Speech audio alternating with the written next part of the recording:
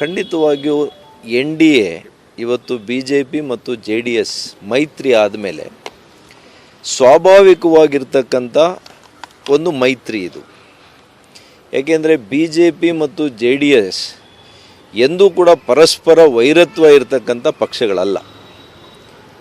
ಅದೇ ನೀವು J D S Congress, J D S ಉದಯ ಆಗಿದ್ದೇ ಕಾಂಗ್ರೆಸ್ನ ವಿರೋಧ ಮಾಡ್ಕೊಂಡು ಆ ಪಕ್ಷ ಉದಯ ಆಗಿರೋದು ನೀವು ಇತಿಹಾಸ ನೋಡಿದಾಗ. ಹಾಗಾಗಿ ಸ್ಥಳೀಯ ಕಾರ್ಯಕರ್ತರಿರ್ಬೋದು, ಉನ್ನತ ಮಟ್ಟದ ನಾಯಕರುಗಳಲ್ಲಿ ಆ ಎರಡು ಪಕ್ಷಗಳ ಜೊತೆ ಸಮನ್ವಯತೆ ಬರದೇ ಇಲ್ಲ. ಆದರೆ ಇದು natural alliance B J P ಮತ್ತು ಜೆ ಡಿ ಎಸ್.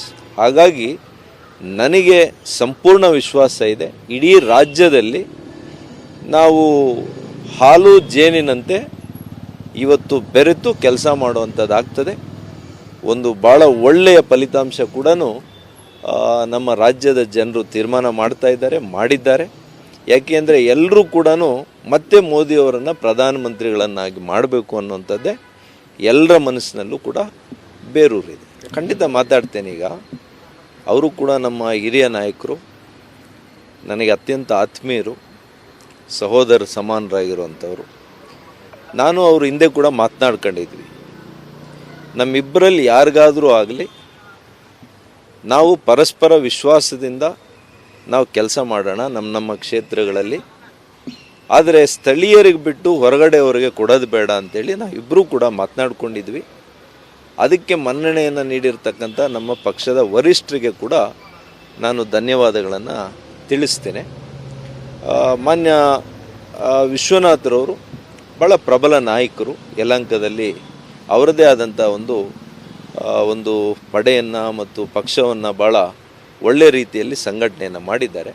ಖಂಡಿತವಾಗಿಯೂ ಕೂಡ ಪಕ್ಷಕ್ಕೆ ಪೂರಕವಾಗಿ ಅವ್ರ ನಿರ್ಣಯಗಳಿರುತ್ತೆ. ಯಾವಾಗಲೂ ಕೂಡ ಅವರು ಪಕ್ಷದ ಪರನೇ ಇರ್ತಾರೆ. ನನಗೆ ಪೂರ್ಣ ವಿಶ್ವಾಸ ಇದೆ. ನನಗೆ ಅವರು ಸಹಕಾರವನ್ನು, ಮೋದಿಯವರಿಗೆ ಮತವನ್ನು, ಬಿ ಜೆ ಪಿಯ ಅಭ್ಯರ್ಥಿಯನ್ನು ಗೆಲ್ಲಿಸೋದ್ರಲ್ಲಿ ಅವರು ಕೂಡ ಪ್ರಧಾನವಾದಂಥ ಪಾತ್ರವನ್ನು ವಹಿಸ್ತಾರೆ ಅಂತ. ನಮ್ಮ ಪಕ್ಷದ ಎಲ್ಲ ನಾಯಕರುಗಳು, ನಮ್ಮ ವಿರೋಧ ಪಕ್ಷದ ನಾಯಕರು ಆರ್ ಅಶೋಕ್ರವರು ವಿಶೇಷವಾಗಿ ಎಲ್ಲರೂ ಕೂಡ ನನಗೆ ಇವತ್ತು ಸಹಕಾರ, ಬೆಂಬಲವನ್ನು ಸೂಚಿಸಿದ್ದಾರೆ. ಅವರಿಗೆಲ್ಲ ಕೂಡ ನಾನು ಆಭಾರಿಯಾಗಿದ್ದೇನೆ.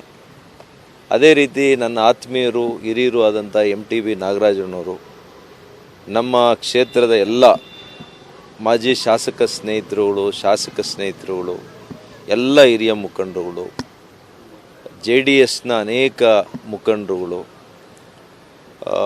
ಮೊದಲೇ ನಾನು ಮಾಜಿ ಪ್ರಧಾನಿಗಳನ್ನು ಕೂಡ ಭೇಟಿ ಮಾಡಿ ಅವರ ಸಹಕಾರವನ್ನು, ಅವರ ಆಶೀರ್ವಾದವನ್ನು ಬಯಸಿದ್ದೆ, ಅವರನ್ನು ಕೇಳಿದ್ದೆ. ಹಾಗಾಗಿ ಎಲ್ಲರೂ ಕೂಡ ನನಗೆ ಆಶೀರ್ವಾದವನ್ನು ಮಾಡಿದ್ದಾರೆ. ಇವತ್ತು ಇಡೀ ಚಿಕ್ಕಬಳ್ಳಾಪುರ ಲೋಕಸಭಾ ಕ್ಷೇತ್ರವನ್ನು ಭಾರತದ ಭೂಪಟದಲ್ಲಿ ಒಂದು ಅತ್ಯಂತ ಮಾದರಿ ಲೋಕಸಭಾ ಕ್ಷೇತ್ರ ಮಾಡಲಿಕ್ಕೆ ಅಭಿವೃದ್ಧಿ ದೃಷ್ಟಿಕೋನದಿಂದ ಪ್ರಾಮಾಣಿಕ ಪ್ರಯತ್ನ ಮಾಡ್ತೇನೆ. ತಾಯಿ ಭಾರತಾಂಬೆಯ ಸೇವೆಯನ್ನು, ಅದರಲ್ಲಿ ಕೂಡ ಮಾನ್ಯ ನರೇಂದ್ರ ಮೋದಿಯವರು ಪ್ರಧಾನಮಂತ್ರಿಗಳಾಗಿರ್ತಕ್ಕಂಥ ಈ ಕಾಲಘಟ್ಟದಲ್ಲಿ ನನಗೆ ಈ ಒಂದು ಅವಕಾಶ ಸಿಕ್ಕಿರೋದು ನನ್ನ ಜನ್ಮಗಳ ಒಂದು ಸೌಭಾಗ್ಯ ಅಂತ ನಾನು ಭಾವಿಸಿದ್ದೇನೆ. ಹಾಗಾಗಿ ನಾನು ನಮ್ಮ ಕ್ಷೇತ್ರದ 20 ಲಕ್ಷ ಜನ ಬಹುಶಃ ಮತದಾರರಿದ್ದಾರೆ, ಅವ್ರಿಗೆಲ್ಲರಿಗೂ ಕೂಡ ತಮ್ಮೆಲ್ಲರ ಮೂಲಕ ಮನವಿ ಮಾಡ್ತೇನೆ.